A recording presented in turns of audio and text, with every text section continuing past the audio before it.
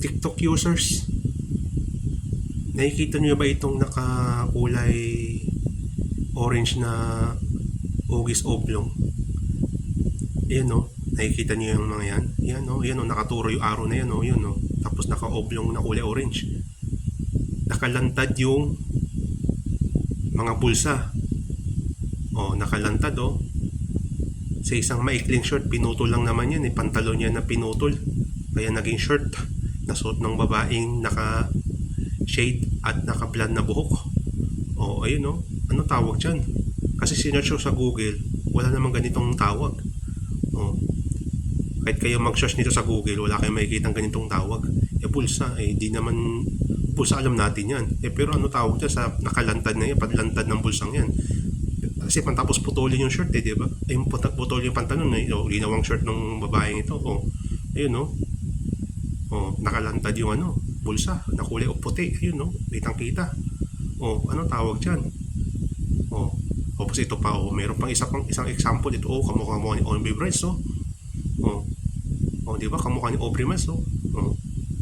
O, ayun o, nakalantad din yung yung bulsa na kulay puti rin, o. Ayun o, isa pang example, ayun o.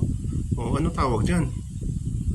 O, pinutol nga yung pantalong na ginawa niyang short, o maikling short, o kita naman yung o kitang kita, o. Hindi mo pwedeng gupitin din yan.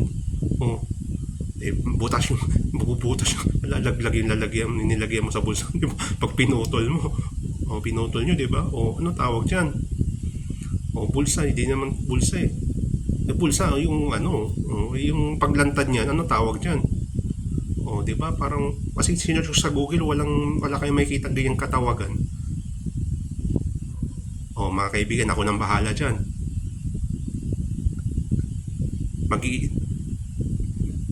Mag-iisip ako ngayon ng katawagang sa nakikitang yan, yung paglantad ng mga bulsa. Yan o, paglantad ng mga bulsa sa isang maikling shirt. O, ano kaya itatawag natin dyan? Yan o, ano itatawag natin dyan? Yung paglantad ng mga bulsa sa isang maikling shirt.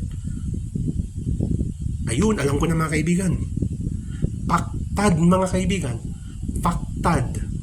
Ang paglantad ng mga bulsa o pockets sa isang maikling shirt. Yun mga kaibigan. Paktad. Yan ang unang salita na pasok sa aking bagong segment na may pinamagatang Diksionaryong Weirdo or Tita Koiki po. Bye bye. O, paktad mga kaibigan. Paktad. Yun lamang po.